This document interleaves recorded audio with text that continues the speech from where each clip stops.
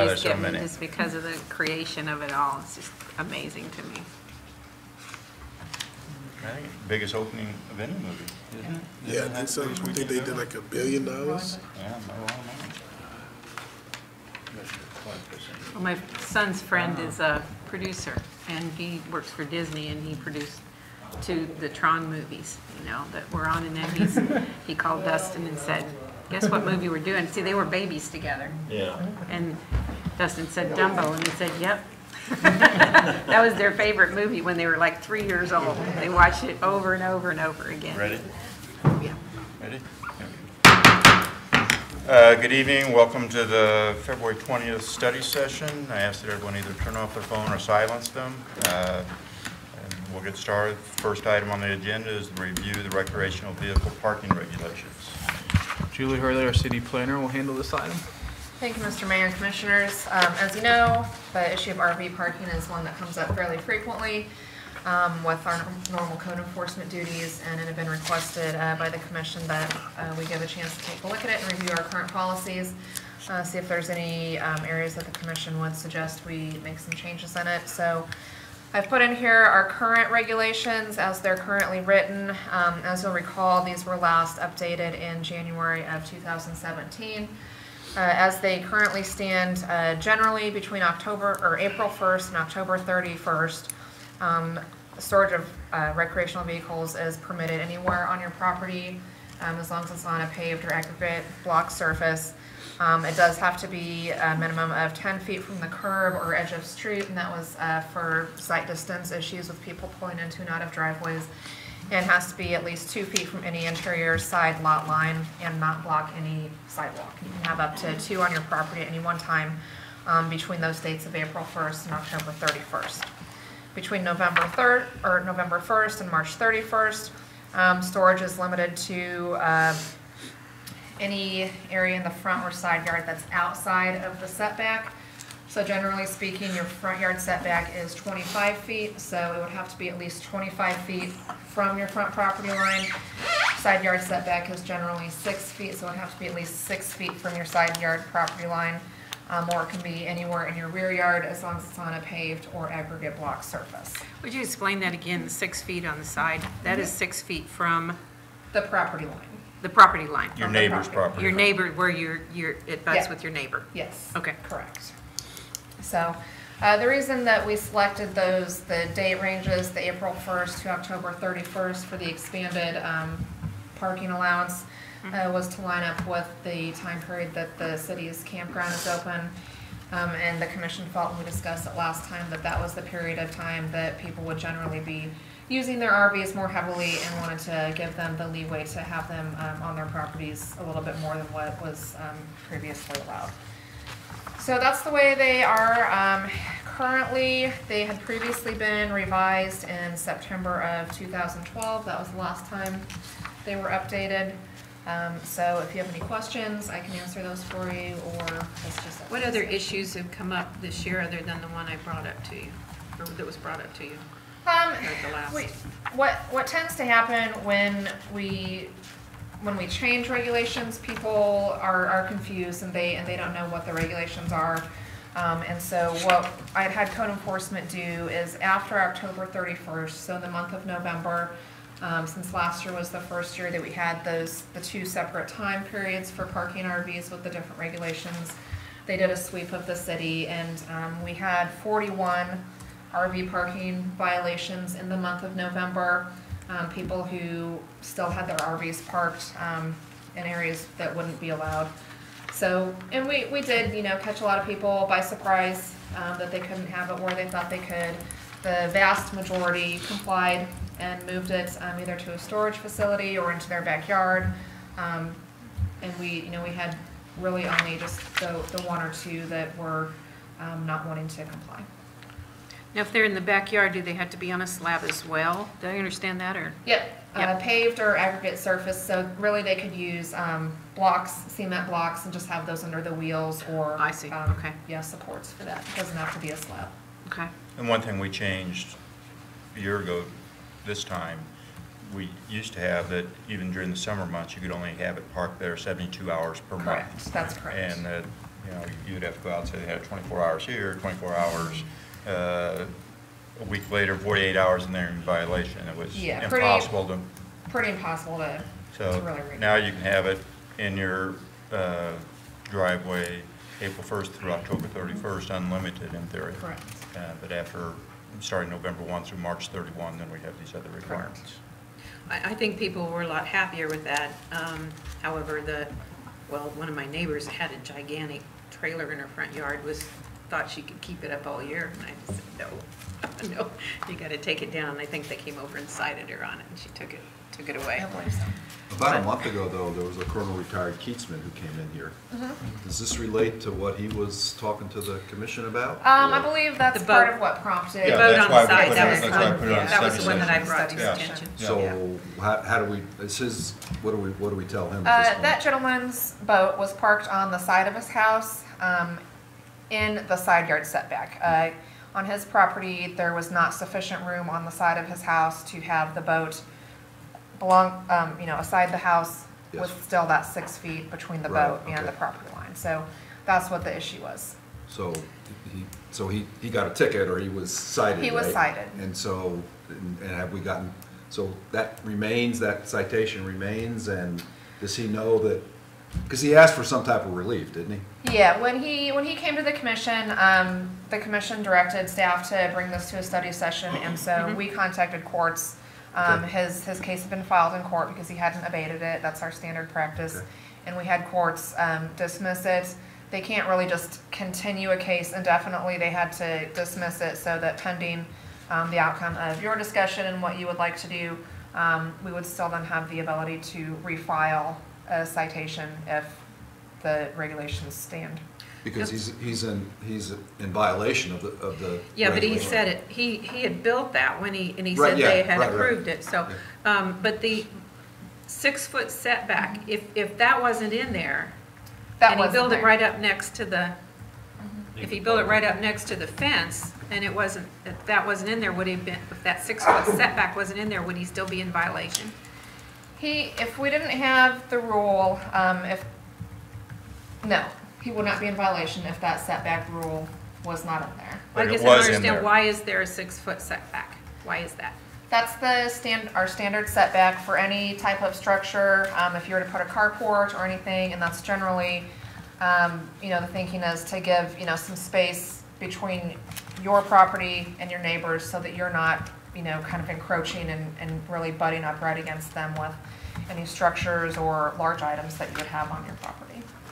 But that 6 foot has been there. That was time there, In memoriam.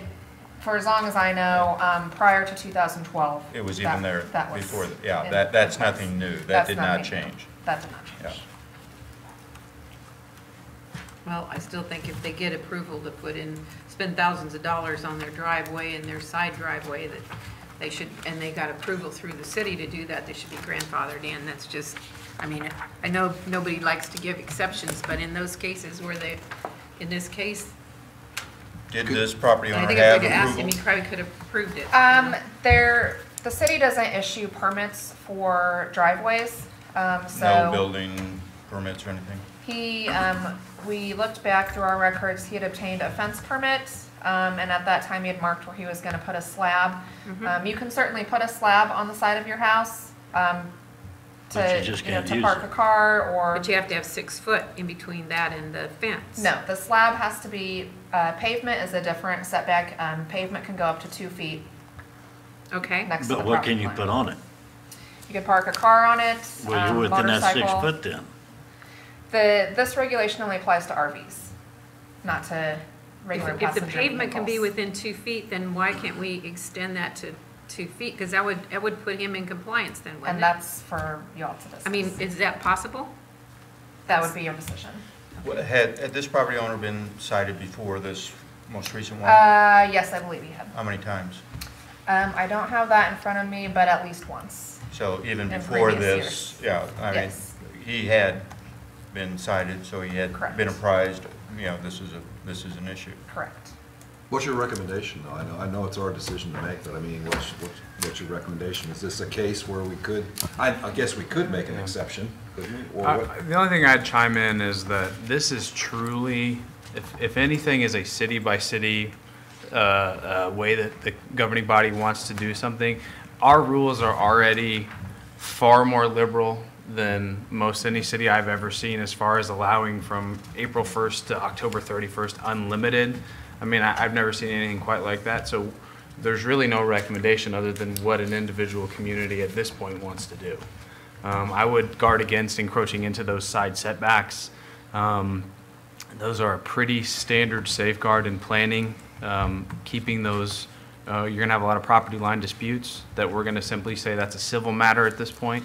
If you're getting encroaching into that 2-foot area, property lines on GIS and property lines on the county's mapping are not exact. And so you're gonna have a lot of issues where people are gonna be required to get surveys, and they're gonna have a lot of property line disputes with their neighbors, would be my fear.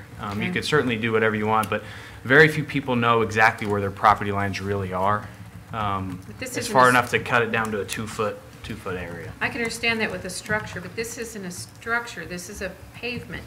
And didn't you say a pavement could be within 2 feet? Pavement can be within 2 feet. Yeah, but the RV can't be parked on it within 6 feet. But it's not a structure. It's a boat, right? It was a boat? A boat, or because it's whatever a it boat. is. It's Yeah, not a recreational building. vehicle. It's It's not a its own building. separate category. Yeah, that's, Hey, so when he got cited the first time, what happened? What was the outcome of that? I believe he had abated it and moved it at that time. I'm not sure where he put it. I thought he told me it was in the front the last time when he got. And he Yeah, may they have moved moved to the it. side. Then he moved it Yeah, to the he may side. have been kind of moving it around. I'm not sure. I would have to look back on historic Because you pictures. can't even, when you look at his house, you can't even see it there. It's behind the tree on the side, so. but he But can I thought park he it said it on was in that the front and they slab, told him to move it. April 1 through October 31. Yes. Yes. That's correct, just during the off-season. Correct. I would not like to give an exception because you can't just give an exception. It then applies to everyone. Right. It becomes a precedent. It's not an exception that we can give that just applies to his property only. And this means that anybody with a trailer, an RV, a boat, would then have those same Yeah. rights. But again, up to the commission what the direction they Yeah. want to go. We reviewed this, I don't know, we looked at 2012 when it came with the comprehensive plan and put a lot of things in place. Then last year, we lightened up a little bit because we had that 72-hour per month requirement, which was untenable for people that owned RVs and boats and impossible for you to manage. So we just said, you're wide open for those 6 months, whatever it is, for the summer months. And during the winter months, you have to move it. And I think that's Yeah. fair, and we are very liberal compared to any other city that, I mean, we did a lot of research on it, and we were definitely, we had given a lot. I think it's a very workable solution. I do feel sorry for Mr. Keatsman, but, you know, during the winter, it's in violation, in my opinion. Any other thoughts? Anything? Not without affecting a bunch of other people. Yeah, because we can't give a. I expressed my opinion, so I'm Right. good. Okay, okay, anything else? Okay, so thanks for the information. Okay, And so there's we'll no leave action them that as we're they are and taking. continue to enforce. Yeah. Okay, next item on the study session is presentation by Commissioner Griswold.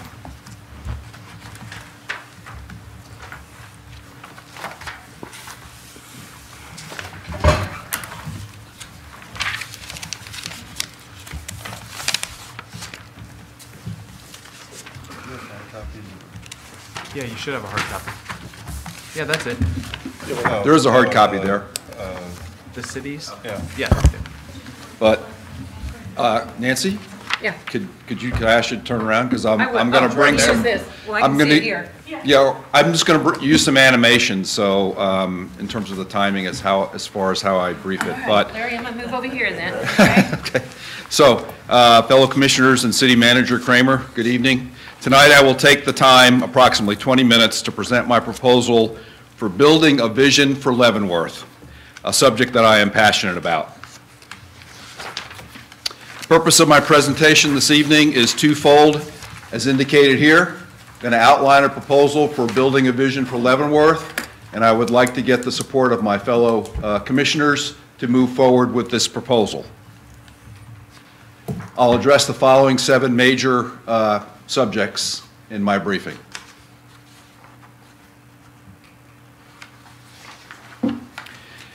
It is important to understand and come to some consensus on the definition of vision as it pertains to organizations across the spectrum of our modern world, including businesses, public, private enterprises, governmental entities, and elected bodies at the national, state, and local levels. This definition is straight from the online business dictionary. I've underlined the words that to me have the most meaning with respect to this definition of vision. The second definition is from a book written by General Gordon R. Sullivan, retired Chief of Staff, United States Army, and former President of the Association of the United States Army, or more commonly known as AUSA. The book was written 2 decades ago, as the Army was undergoing a transformation from the Cold War to a post-Cold War operational environment. It remains popular as a practical guide to the work of leaders, thinking, leading, planning, and acting strategically. Again, I have underlined the words that to me have the most meaning with respect to this definition of vision.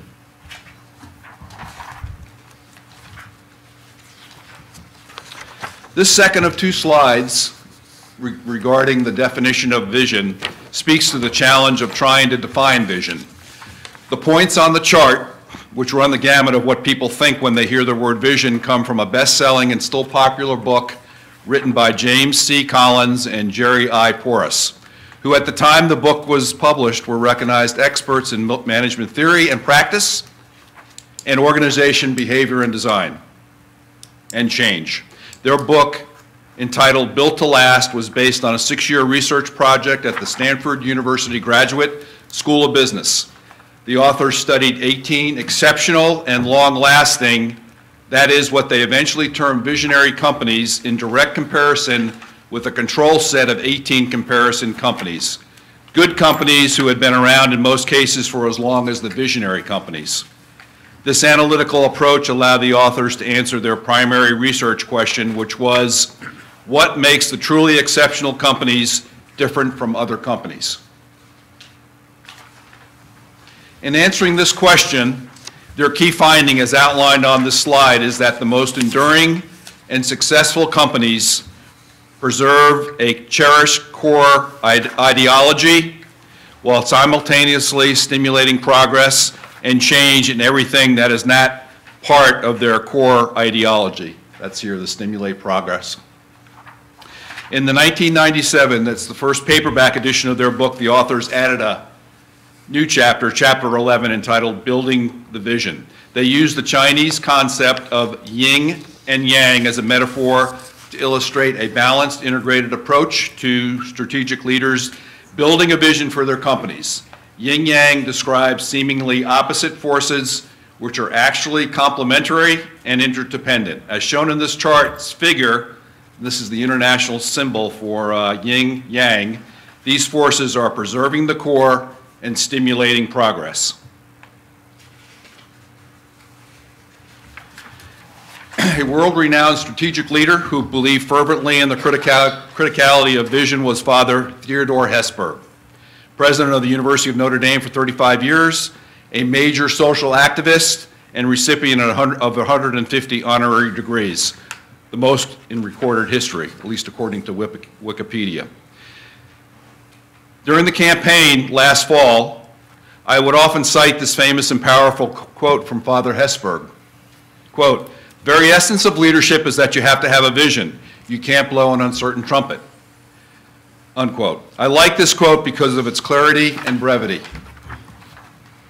This second quote from Father Hesburgh provides more specificity on how he thought leaders should support and reinforce their organization's vision. Quote, "It's got to be a vision you articulate clearly and forcefully on every occasion." In my mind, this quote speaks to the importance Father Hesburgh placed on strategic communications. So I asked the question early on during the campaign last fall, does the city of Leavenworth have a vision, or is it blowing an uncertain trumpet? My assessment then and now is that our city does not have a vision for the future, that it is blowing an uncertain trumpet. The question then is why? Overall, other than a decades-old set of values and mission statement that Paul Kramer was able to unearth last week, I'm unaware of the existence of a vision statement, and more importantly, I don't recall the city's leaders consistently articulating a vision. Same thing can be said of a set of core values and a core purpose and/or mission statement. Additionally, I'm not aware of the existence of any written document or anything I've heard consistently spoken that would give me the idea that the city has a consistent vision for a future 10 to 15 to 20 years out. Finally, since last June, I've been listening closely to the thoughts, ideas, and views of our citizens, and I have not detected an overwhelming level of satisfaction with the city's future direction. Does it matter? I believe it most certainly does. The most important part of exercising strategic leadership is the front-end work, the in-depth, serious thinking by a leader and/or his or her team that results in creating an intellectual framework for the future. Imagining the future takes place first in the leader's mind and then gets communicated throughout the organization. Without the upfront work of intellectual change, physical change will be unfocused, random, and unlikely to succeed. A first principle, indeed a rule, when undertaking this process is that the intellectual leads the physical. By transcending day-to-day issues, a vision empowers leaders to create a future context within which they operate. As this quote shows, Jack Welch, the renowned CEO of General Electric in the 1980s and 1990s, understood the importance of building and articulating a strategic vision and then owning and driving it home. Bottom line, as an intellectual bridge to the future, vision guards against getting stuck on the status quo. So what is next, and how do we as a commission move forward? First, we should understand that building a unifying, achievable, and forward-thinking vision will, if executed competently and efficiently, lead to improving the quality of life of Leavenworth citizens. Second, as the city's elected representatives, I believe it is incumbent on us to undertake and lead the effort to build a vision. This third bullet outlines the first phase of this effort as I envision it. 4 sessions in 28 days, facilitated by yours truly and Mr. Kramer, leading to a draft vision which sets the conditions for annual goal setting in late April or early May and budget work in July. Guiding our facilitation effort and dialogue as a commission will be the vision framework contained in Chapter 11, Building the Vision, in the book that I've talked about, Built to Last. This bumper sticker should give us some comfort in that as longtime residents, and I realize I have probably the least tenure, having lived in Leavenworth only for the past 16 years, we can distill insights and lessons from the past to help build a vision for the future. I do not intend this evening to get into the nitty-gritty of the process that we will participate in to build a draft vision. But during the process, the vision framework from Built to Last will guide our efforts. Shown here in the familiar yin-yang international symbol, we will focus on creating a core ideology consisting of core values and a core purpose, and then an envisioned future here consisting of a big, hairy, audacious goal, BHAG, looking at least 10 years out, and a vivid description, i.e. a word picture of this future. That's the vivid description there. This bumper sticker summarizes the two major components of a well-conceived vision, a core ideology, as I've spoken about, defining what we stand for and why we exist, a component that does not change, and an envisioned future setting forth what we aspire to become, to achieve, to build, a component that will require change and progress to attain. This slide shows an example that the Built to Last authors included in their Chapter 11, Building the Vision. I show it to simply whet our appetite in terms of what a draft vision product might look like after we are done with phase one, as I briefed earlier. I think both components of the vision will challenge our thinking and dialogue skills, but the envisioned future, in my mind, may be the tougher of the two. And while this example, of course, is of an American corporation, the authors point out in the introduction to their 1997 first paperback edition, the first hardback edition came out in 1994, that people in a wide range of non-corporate situations report they found the concepts valuable, from for-cause organizations like the American Cancer Society, to school districts, to colleges and universities, churches, teams, and governments. In the final analysis, it comes down to what we as commissioners want to be remembered for after our service to the city. How meaningful were our contributions?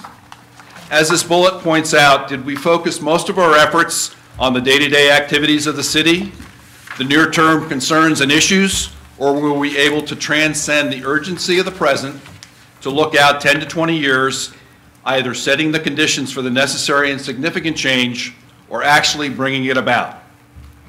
I think it's pretty obvious which of these two broad choices I am in favor of.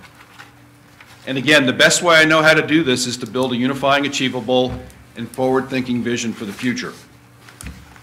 That, if competently and efficiently executed, would improve the quality of life of citizens, establish Leavenworth's bona fides as a high-performing, vibrant, and modern city, one that our children and grandchildren will want to live and work in when they become adults.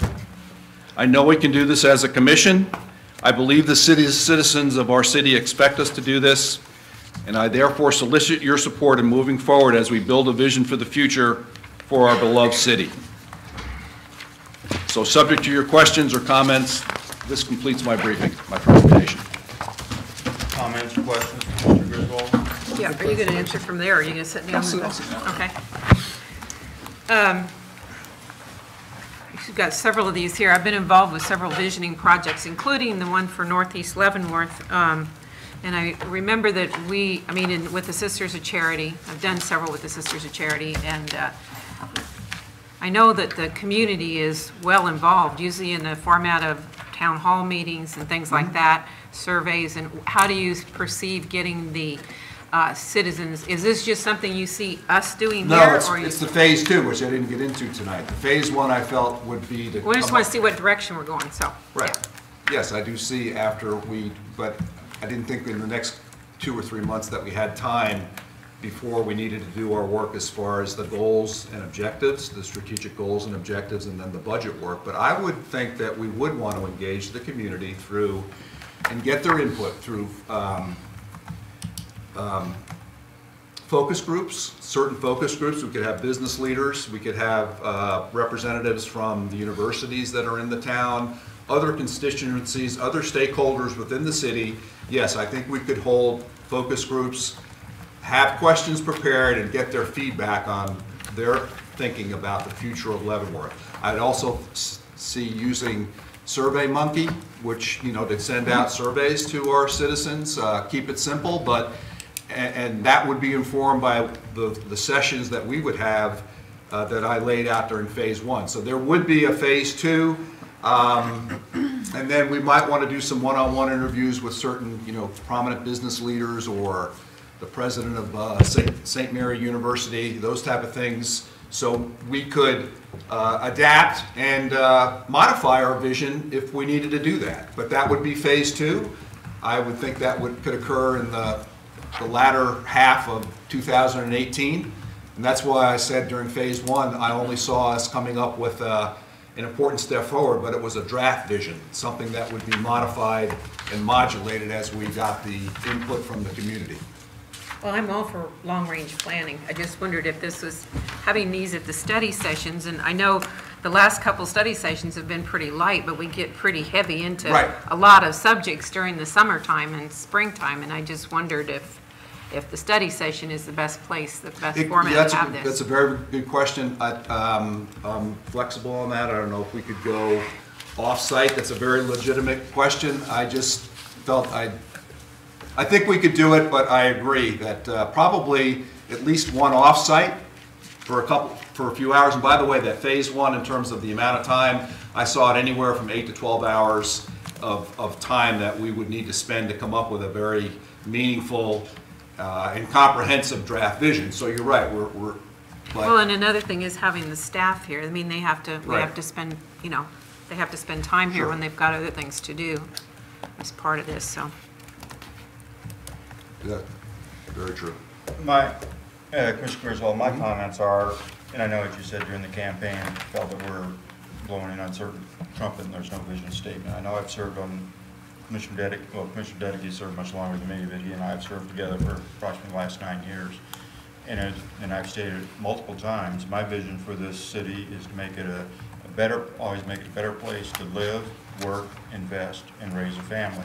And I've stuck by those core values. And have we not done anything? I made a list of all that we have done since 2009. Commissioner Kdhe can I didn't go say in for that the city before. didn't do anything. But I it's just said that it's that there slow. wasn't We're coming off the greatest recession since the 30s. City of Leavenworth has seen more than $65 million in outside investment in the form of 4 3-star hotels and what will be 415 market rate lofts by the end of 2019, all done with agreements put in place by staff and the commission. So we have done things. These loft projects have preserved historic buildings, prevented them from adding blight to our city, and put them on the tax rolls. We have negotiated more than $15 million in total public investment to a massive road development, state-of-the-art business and technology park in the southwest part of the community. That development in the southwest corner has netted plans for private development of 175 new single-family homes, the most in a decade, out at 20th and Eisenhower in that area, 20th and Lawrence Road. We have a multifamily and senior living projects that were proposed last year and didn't receive tax credits, but we'll be back, and we expect new high-end senior living on Eisenhower Road just east of Frontier Credit Union. We're working on, the city as a whole is working on development near the fort on that northeast corridor from 4th in Cheyenne all the way to 7th in Cheyenne. That will help further reduce blight and bring a new face to the entrance of the city. And obviously, we started that with a couple of hotels, but there's more planned. There are investors that are presenting to us. We finally made some headway on the plaza, and staff is working diligently to move that forward. The old plaza, which was torn down, we do have interest in that and possibly building it up. We've focused on crime and drugs. We've added money to the police and both personnel and equipment. We have economic community development. Well, economic and community development is all about a momentum. The city during the recession, quite frankly, was a ball at rest. It, couldn't move. We were stymied because we didn't have the money. Our tax base was falling and we had increasing costs, but we didn't have the money to do it. We're now rolling again. We're adding to what's going on. We're addressing infrastructure in a way that hasn't been done for 20 years. The acceptance of the stormwater fee is huge, will make a big difference once we get it going. The stormwater, the infrastructure, being the oldest city in Kansas, that has to happen is going to be a huge thing for the city. And it's a lot of hurdles we have to cross, a lot of gnashing of teeth to determine how we get there, but it has to be done. So, I mean, there is a plan or a vision for that. A plan is different, vision is different than a plan, all right? A vision starts things off and it looks 10 to 15 years out. And I don't think I was saying that there haven't been good things happening within Leavenworth. Yeah. Particularly a lot of those things you mentioned were economic development activities. And I do think that and those all are that, important. in my opinion, makes it a better place to live, work, invest, and to raise a family. A rising tide raises all boats. That's fine. That's where. And we do we have a vision statement from '92 or something like that? But one of my other, I don't want to say concerns, But I've been involved in mission statements, credos, these types of things, vision statements, mission statements, in the Army, which I served 6 years as an officer, with Johnson & Johnson, a major industrial company in the United States, Hallmark cards. And it is a process that goes through, but I always end up with the feeling that end up with a lot of platitudes that say this, that, and the other thing, and they get stuck up on the wall or stuck in a file, and they gather dust. And for the one in 1992, and I have not read it, but I know that City Manager Kramer has it. What is the vision statement that the city had in 1992 or 89, whenever that was developed? Do you want me to read it? Sure. The one that we found in the personnel policy manual. The ongoing mission of the city of Leavenworth, Kansas is to protect and maintain the health, safety, and general welfare of the Leavenworth community. All representatives of the Leavenworth city government will carry out this mission on a daily basis within the parameters of all fiscal resources available and in a fair and equitable manner for all individuals who live in, work in, conduct commerce in, and visit the city of Leavenworth. That's a mission statement. It's mission, not vision. I wasn't talking about a mission Yeah, statement. is there a vision statement that represents the city as a whole? Vision, by saying vision, you're saying, what do we want our city to look like? What does Yes, it feel like? What are our does it core smell like? values? What is our core 10 years purpose? from now, what does that look like 10 Right. years from now? So you're planning What is for our it. big, But hairy, audacious goal? It's not I a- presented specifically what I was talking about, and I don't think it's just a drill. I think that's what I hear from Mr. Mayor. I don't think that that's the case. I think it would inform us with respect to maybe getting, you have goals and you have objectives. I've looked at them, and most of them aren't goals. They're actions or activities. They're very important. I've looked at them, and they're not written as goals. And I think that the whole strategic alignment between the vision, the strategic goals and objectives, Right. the action plan, metrics to measure things that we consider important, I just think it's time well spent. And I wasn't talking about a lot of time. I was talking somewhere between 8 and 12 hours. But I don't, and I tried to present this particular research that was done, and it's not something that I made up. There is a case that you can, if you do it the right way and use the right process, really come up with a vision. And those things, I think the city actually in the economic development area is doing a lot of good things. I think by working on a vision, we might be able to tie it together a little bit more, for instance. And I understand where you're coming from, Commissioner Griswold, but I think we should go through our goal-setting sessions we now have set for April 4th, and let's look at that and go through the budget session this summer and look at that, and have some of that discussion during those times to see, obviously you'll have great impact and input on that, just like the rest of the commission, and see where we are. Coming up with a vision statement, I think we all live by that. We want this city to be a better place to live, You work, know that, but I invest. don't think the citizens as a whole know that. I don't think they do. Yeah. I don't think they do. Well, I don't think they do. I think there will be a group And- that will and always what I- disagree no matter what. Yeah. But there's What I a heard group from that you was a list of economic development things, which are Right. very good. But are you as a commission, fellow commissioners, are you satisfied with the appearance and the image and the infrastructure and the public safety in this city? No, I but think we've it been can- working. But we work on We code work on it all the enforcement time. things. I We have- understand, but what's the end state here in 10 years or 15 years with respect to what you want the city to be? What's yours? You want to build I- to Johnson County? No, 'Cause I don't. No, I don't. I want this to be Leavenworth, I a didn't- hometown to the people that reside. Absolutely good. That would be great. Maybe that's part of our purpose or our, vision in terms of the best hometown in Kansas. All I'm saying is that But those are platitudes, the best hometown in Kansas. what I You briefed can't up here, grade that. Mr. You Mayor, can't was grade not that. platitudes. Yeah. I don't really need to say anything else. I appreciate Yeah. the long laundry list of economic development activities the city's undertaken. I would say with a vision that I briefed up here today, which had basically the two major components, and each of those had two components themselves, that we would be more focused in terms of making progress, even in the economic development area. So that's. I would be in favor of coming up with a vision statement, if the rest of the commission would be. But I don't think I'm in favor of 8 to 12 hours of meetings to come up with it. Well, you don't know what you don't know. You're going to hear some things that are We all don't online. know we don't know. But you're going to hear some things from the commissioners that you hadn't thought about before. And then phase 2, I didn't talk about it tonight because I didn't want to go over 20 minutes. But we need to involve the citizens of the city. Definitely. Yeah, and we would. I think We that's would. like very, And, very key.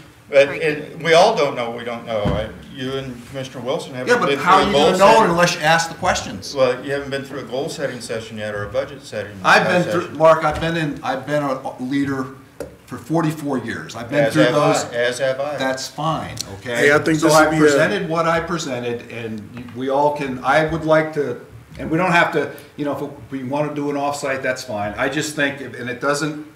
I don't think you do it after you do the goals and objectives and the budget. I think Yeah. you do it before. I think And if we do have I'd be against an offsite because I think we have to have transparency. Right, I mean, that's we what- can't that's- leave town. We have to have it right here. That was a maybe concern. bring in cookies and crumpets, but we still Right. need to have it. I think during the goal setting time, I think it'd be a great opportunity to do a presentation as well as us commission coming together, creating a vision statement during that time as well too. That's what I'm supportive of. So you're not supportive of doing something ahead of the. Oh, well, yeah, of course, yeah. Okay, well, I know it's gonna take The mayor doesn't time. want to, I just think during the time that we're setting goals, that you're Right. actually presenting another presentation as well too. That way we're actually, it's gonna take time, it's gonna take hours. We're not gonna be able to do it within a month or two. I just think we definitely need to be able to put our minds together, come up with the vision statement as well as you do your presentations during that time as well too. Because we got a couple of sessions and I think we just need to, maximize the time and use it as well as your presentation. So specifically what you're asking for now, Commissioner Griswold, is to have the first phase facilitated by you and the city manager.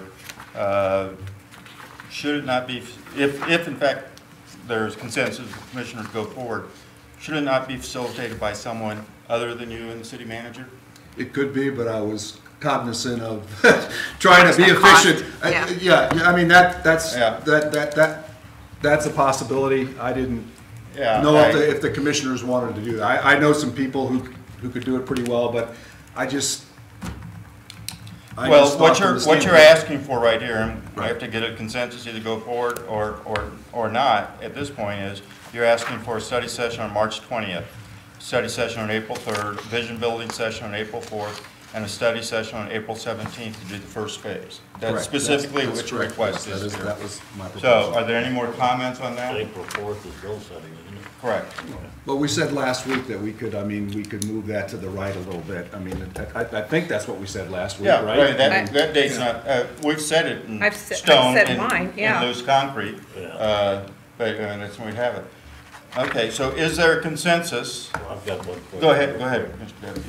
Mike, why do you feel that this needs to be done before budget goal setting? Just because it's kind of the framework for your strategic, it's the strategic alignment, looking at where we want to be in 10 to 15 years. It's just the whole thing of strategic alignment, vision coming first, and then, because I think that, yeah, it's just kind of the natural progression of, then you go look at your strategic objectives to see whether it synchronizes with what we've come up with the vision, with what I presented in that, kind of that one-page product. And then the same thing with the budget. That's just the way it kind of works. My concern is that I think this takes time. I mean, I know when we did the Northeast plan, and we visioned for that too. We visioned what the downtown was gonna look like, what the city was gonna look like, what the Northeast area was gonna look like. And we had the Ford involved, we had everybody involved, but it took almost a year to create that document. And I feel like you need to have that time. I mean, I don't think this is something that should be rushed before our budget time, especially since our staff here is going to be preparing for the budget right now. I mean, they're getting ready to prepare in the next few months. So I really think I do believe in long-range planning, and I think a vision is a good idea for the city. I just don't see it being rushed right now into that time frame. And I want to keep our goal setting on the 4th because I have my schedule's getting pretty busy right now with work and everything. So that's fine. So maybe during the goal setting, we can have some discussions in terms of some elements that we might consider for a future vision. Yeah. Yes, that's if what we we could do. do Yeah, that, I know if this we is do gonna that take- during the goal session, That's I fine. mean, we could add a That's what we couple do. hours in there and start that. That's fine. That would be I just think, yeah, that's fine. my I'm that- idea, rather than having it piecemeal at Yeah. the study sessions when I was we've just got so looking at many other strategic things going alignment, on. but I think if we've got a commitment and we can work over the rest I of don't know what you guys think, 2018, but- because I didn't talk about a phase two, and I think there does need to be a phase two. I think it could be pretty powerful for the commission, but like I said, I'm a patient man, and we can, work it over the rest of 2018. I think we should make it a year plan and work on that and really Okay. try to get ahead of it. What concerns me, and I'm all in favor of a vision and having a long-range plan, is anytime that you make a plan, you're involving money. I don't care what kind of plan Yeah. you're doing, you're talking money. Leavenworth at this point does not have money that we can go out and do this, do that, or whatever. We're putting it in our infrastructure, like Mark said, Right. we're getting different entities in here, we're trying to get them relocated so we can get our tax base built back up. So I think we're putting the horse behind the cart. We need to get some of these other things accomplished before we start.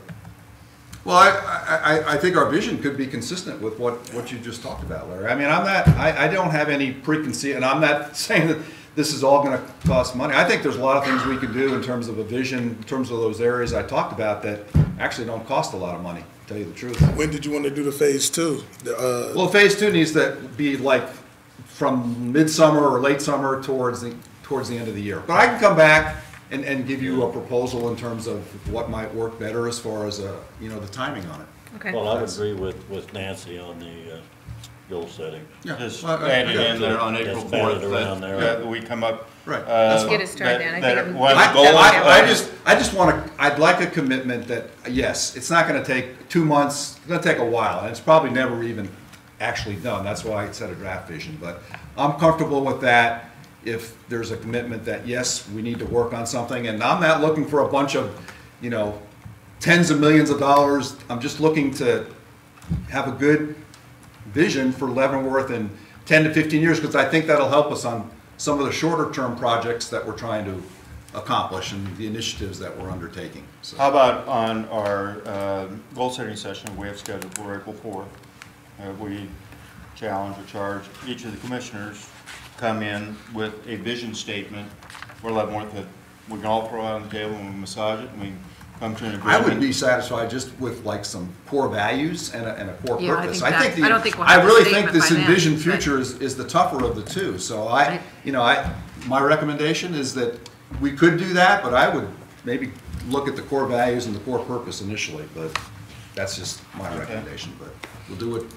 So Mr. we're Mayor wants. scheduled on April 4th. April 4th. And, I ask the commissioners come forward with some core values and obviously a vision type Yeah. statement. That's fine. Okay. And we'll go from there and see All right, that's see good. how that one goes. That's fine. Okay.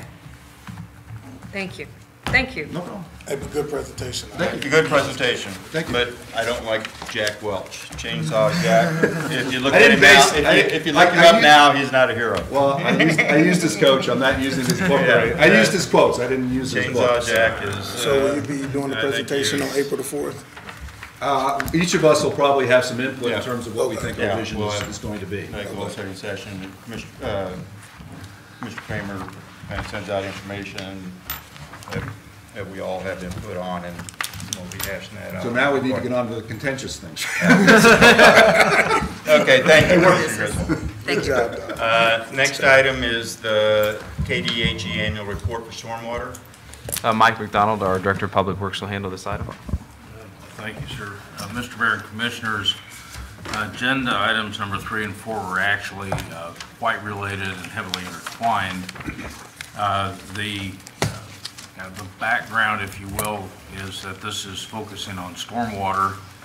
We have been talking about a stormwater fee for a variety of infrastructure needs on and off for the last year. In addition to that, we have talked about the need for wastewater, there's currently a wastewater rate study in progress.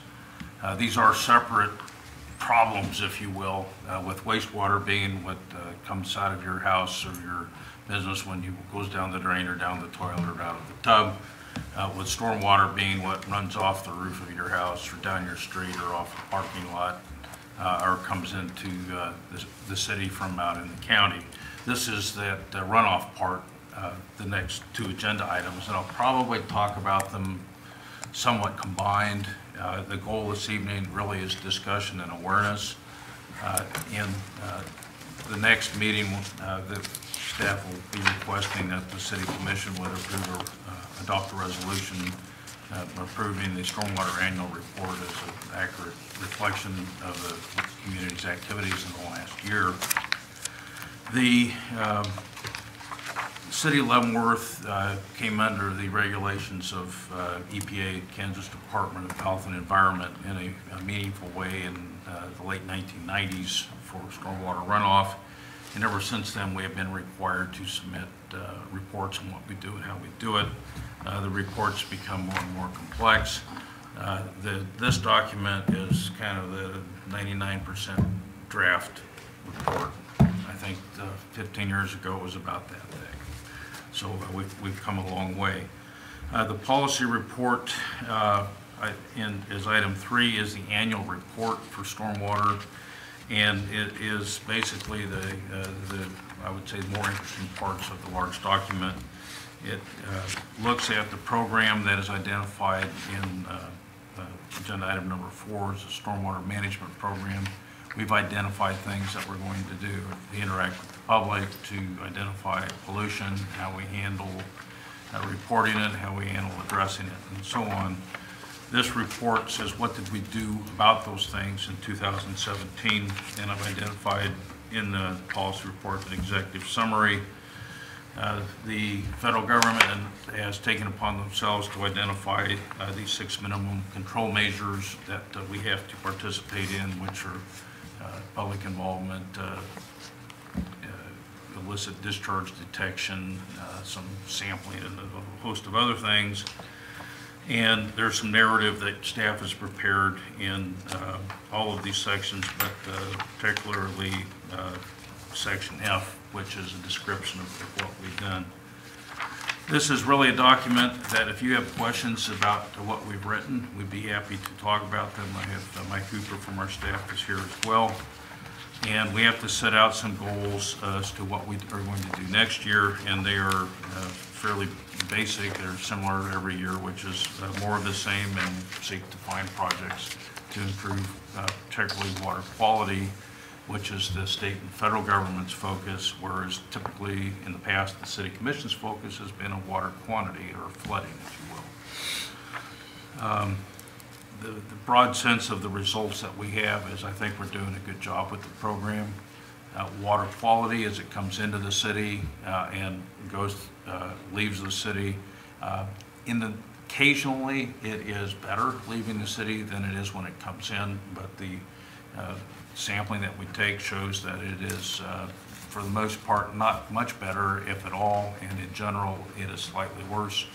Water quality in the creeks, 3 Mile Creek is slightly more degraded than the water in 5 Mile Creek as it enters and leaves the community. And that's the short version of the results. Why do you think that is? Why is 3 Mile Creek dirtier than 5 Mile Creek? You have all of the urban core properties. You got all the parking lots, you got all these old industrial properties. There's just and not much grass to deal with biodegradation of the contamination. Okay. Got different types of problems. The more residential areas you have,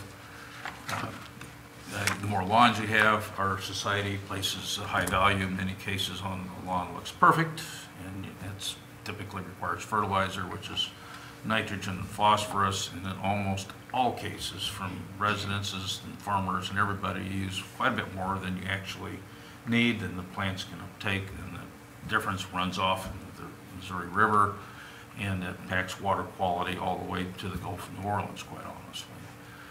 So there's different types of problems in 3 Mile Creek than there is in 5 Mile Creek. At this point, we're not under the thumb to do anything other than act responsibly to address that. There's no numerical values we have to achieve, but part of what we have to do is have this discussion. Previous years, say prior to 2013, staff would prepare the report, we'd send the commission a copy in the CIM, and then we'd send it to the state. As part of our audit by the EPA, they said, yeah, we really need to talk about it in a public forum, and that's what we're doing this evening. So if you or your constituents have questions or comments about what we've said we've done or what we've written, we can address those hopefully throughout the course of the year, or if there are specific questions or comments, certainly by next Tuesday, so we can get this sent in.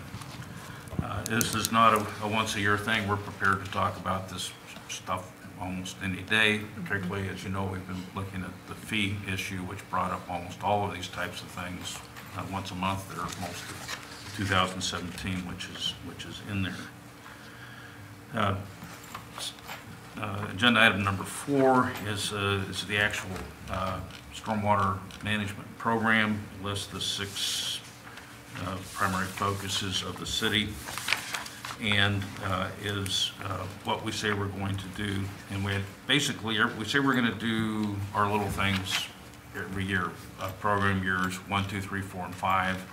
I forget the date of the implementation on this. I think this is the 3rd year of this report. They will issue as a new permit in 2 or 3 years. And this identifies things like we'll try to get good press in the Leavenworth Times. We'll have involved the community in cleanup activities. We'll provide opportunity for people to recycle also hazardous waste, keep it out of the creeks and streams. One of the things we've beefed up considerably in the last few years was the construction site runoff. We're get to see a lot more silt fence and contractors being proactive. We will probably come seeking some authority to establish some fees and fines with that in the future, along with, say, some grease trap fees and fines on those types of regulations, as well as some other things that we see when we ask for, say, record of your grease trap inspection, and we have a little form. It's clearly been filled out by the same guy with the same pin all at once when he sends it in for a year's worth of inspections. And that's the kind of thing that is interesting. We do notice that we're not in a position to send them a nasty letter or something like that. Those are the types of things that gets looked at when the EPA comes to help us. So I've included some other background material. The state has finally issued some guidance on what they'd like to see in an annual report. I think our report basically hits it. We were audited by Kdhe late last year. They had no comments on our program during their tour of projects. They did have one job site that they saw some mud being tracked out into the street. They identified that to us, and it was corrected the same day by the contractor. So we're fairly comfortable that what we're doing and the reports that we have here meet the needs and expectations of Kdhe. I never am sure about EPA. They're their own boss. They tell Kdhe what to do, and they do not get along between the two agencies. Mike, the only thing I'll add, and you hit two of the notes, is this has become an everyday topic for the city. Mike and I talk constantly. His staff is working constantly. We have changed the way we've done business over the last 5 years. I would, Mike can comment on this more so than any time in the city's history. The way that we're getting involved in detention basin maintenance plans, and we're working with our new legal staff on how do we address these detention basins that are part of homeowners associations that aren't homeowners associations anymore. These are required to be maintained, and the city has to be the one that sometimes forces the hand on that. So every development we talk about, every project we talk about, Mike and I talk monthly about this report. It's due in February. What are we doing? How are we working on it? We did have staff from Kdhe in this room And we sat down with them and we went through everything again. We're always trying to anticipate from the regulating entities about what's required, what's the best practices, how can we get out ahead of the curve. So stormwater and stormwater management is something that Mike's staff spends a lot of time on, and that report is important in that, and I feel like they do a really good job with that. Can I ask some questions? Certainly. And by the way, that was evident in reading through all the paperwork in terms of the initiative and the forward thinking that's going on with respect to stormwater. I did have a question on page 14 of the annual report form. Number 4, it says, has the ordinance, resolution, or regulation and/or modification been submitted to Kdhe for approval? And we said no. I don't know whether that's a big deal. It's connected to what we talked about up in point 3. This is on page 14, Mike? So I was just Yes, wondering, sir. is there a reason we haven't? It actually has been, but I think they're referring to the modified, and I think we made some changes to that language in the draft since it was revised here, and we are including a copy of our ordinance that we do have, or the stormwater management plan. But we, in 2017, we did not adopt it into ordinances. We did not make any changes to the stormwater plan. So it's No need to do that. it's a little confusing, but we've done nothing new that they need to see, other than they adopted, the commission at the time adopted the resolution approving the submittal of the annual report. All the checks were yes, except that one was no, so Right. it just kind of. That one, I think, Mr. McDonald, just means, have there been any changes? Yes, that's our And interpretation. our answer is no, but it is, when you read it, you can read it about 3 different ways, but, Okay. yeah, But there have we- been no changes for them to review. That's correct. I had another question with respect to, are we using, and I think I saw some references to technology, like sensors and things like that in some of the creek beds and stream beds and? We run, I won't say extravagant, but Right. a fairly interesting stormwater sampling program. There's 2 or 3 parts of it. We have 2, well, first thing is when it rains over ½ an inch in a day, we have to sample the water in the stream. So we have these rain gauges, 4 rain gauges throughout the community, and they got little alerts on them that will send a Right. text message that says it's rained ½ an inch. So the wastewater staff has a little program they set up. They got 2 guys on a cooler and a bucket and some cameras, and they go out to 4 locations in the community and take the water samples. And we have to do that twice before July 1st and twice after July 1st with a ½ inch of rainfall. We typically sample 5 or 6 times per year. We're only required to 4. So that's one set of information. In addition to that, we have, I used to call them bricks, but that was too confusing, but they're what I will term data loggers. They look like a giant cigar. They're about this big, about that around, and they're typically at 2 locations, one at 3 Mile Creek and one 5 Mile Creek at the downstream end. They measure water level every 2.5 minutes.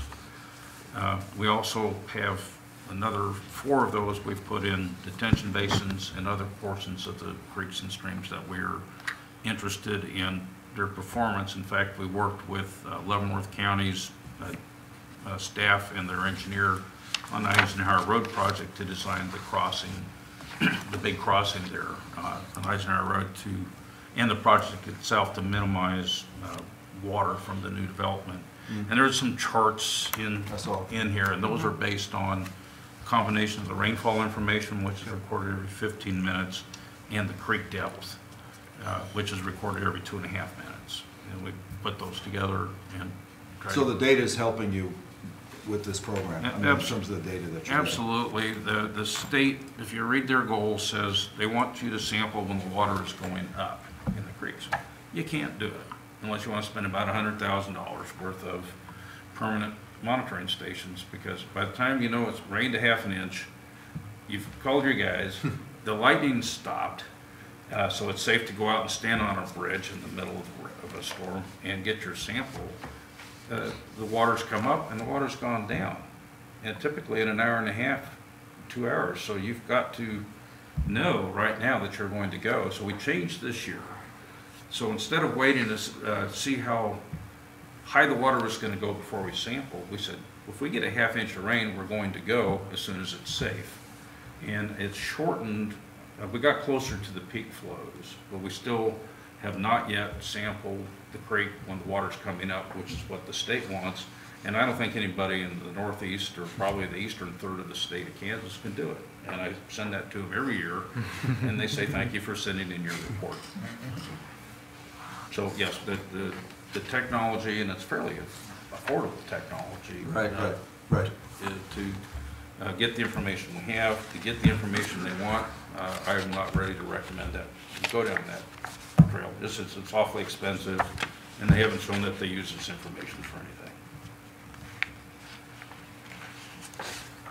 Any other questions? The only other thing I have, is there anything the commission can do to help you with this program in terms of maybe improvements, however minor or major?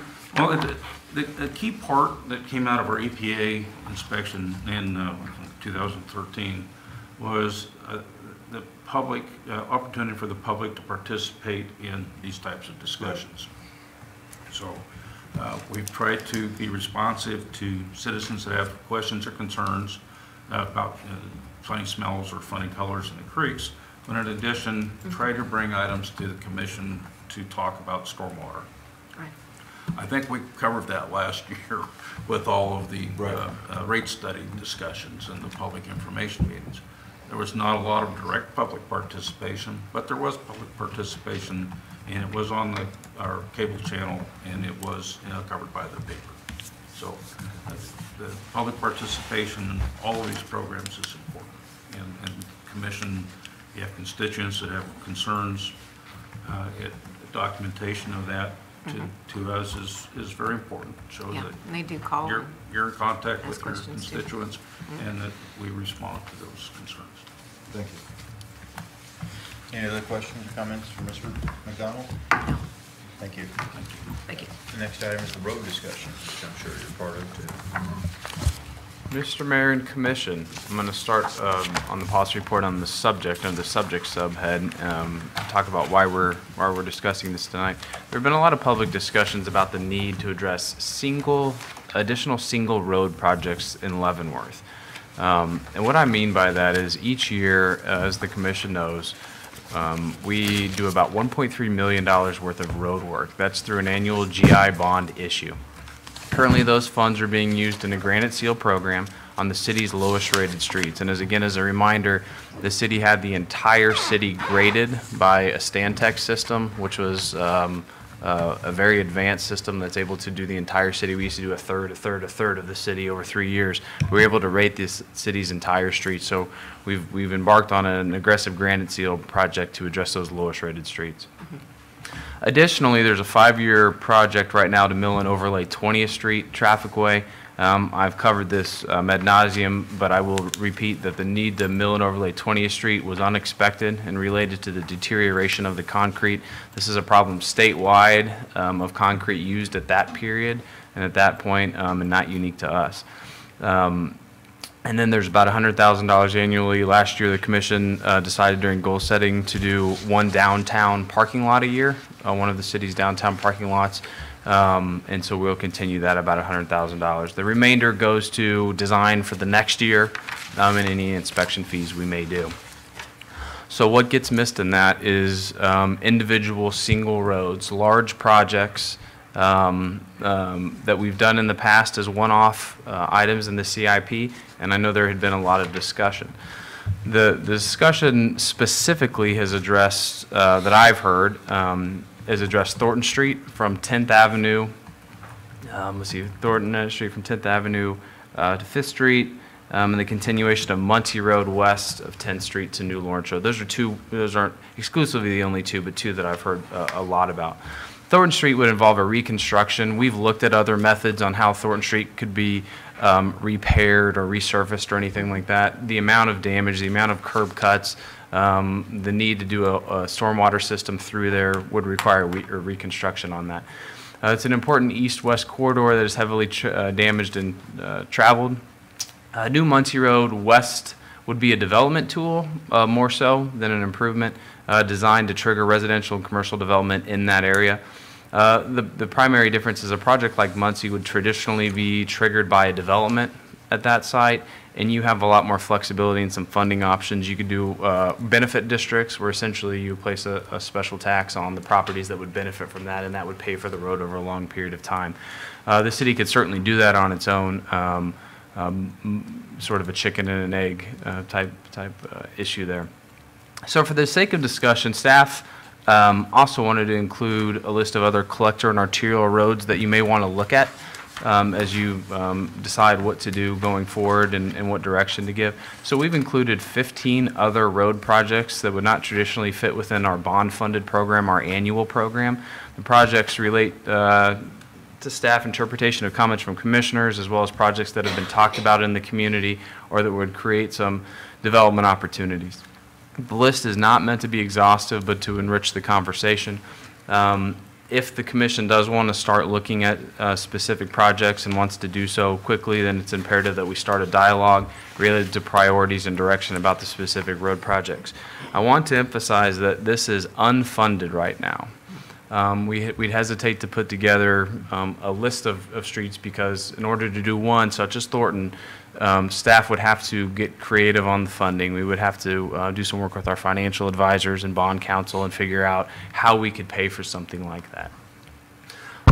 So we're requesting a general discussion tonight with the commission and some direction on the next step. Some of the options might include reaching a consensus on a single project. If the commission felt like Thornton was a priority and wanted staff to get started on providing some funding options, some phasing options, some timeline options, we could certainly take that. We've done some preliminary design on Thornton. I think we could have something turned around, some more information for you fairly quickly, and then continue the dialogue on other future projects. We could reach a general consensus on a limited number of projects, and you could ask staff to prepare some funding options. We could narrow the list and provide more detailed summaries, or we could take a much larger approach and review all the projects listed, hold some public meetings, get feedback, add to the list, and at that point, go forward. So it's really just an open discussion to talk about if the commission wants to go forward with a project, and if they do, instruct staff to start looking into it, because once again, this is not like stormwater where we have a source of revenue, an annual source of revenue that we're going to be able to churn projects out. This would be an unfunded issue right now that we would have to internally start working on figuring out how to pay for. My suggestion is Thornton Street is the worst street in the city of Leavenworth, as far as I'm concerned. I know it's a high-dollar project, it's going to be a long-term project, but the further we push it off, the more expensive it's going to get. So my suggestion is let's see what we can do financially on it. But I see Ottawa 20 to 22nd Street. I would think that would be ruled out of this kind of a discussion because there's really not much there. The inclusion of these, they're, you know, none more important than others. I guess they're all just part of a discussion. Okay. You know, just meant to. They're not ranked in any particular order. They're just rolled out, but what staff over maybe the last couple of years have identified as some projects we've believe. I'm with Commissioner Kdhe. I think Thornton, we have put it off for many years, and it's in rough shape, and I know it's at the point that it can't be milled and overlaid anymore, and it's like moguls. And the traffic count on that street's got to be very high. It's not the highest of these listed. I'd say 10th Avenue, Limit to Eisenhower probably is the higher traffic rate than Thornton. Go out from the stoplight at Limit out to Walmart, the amount of traffic, but I think the road is in fairly good shape. Thornton Street is it's just getting worse and worse, and it's heavily trafficked. I don't know if you have the traffic counts. I'm sure it's not the highest. There's some here that are higher. But I think that one is definitely a priority. I do like the idea of punching Muncie through to New Lawrence Road, because then we would spur development. It's a chicken and egg thing there. You know, do we drop in $6 million and then development comes around, or does development come in, then we can do some of the specials on that one. If we were flush with money, I'd like to do Thornton and Muncie, because I think if we did punch Muncie through, they will come. But, you know, Thornton, in my opinion, is top one of all these listed.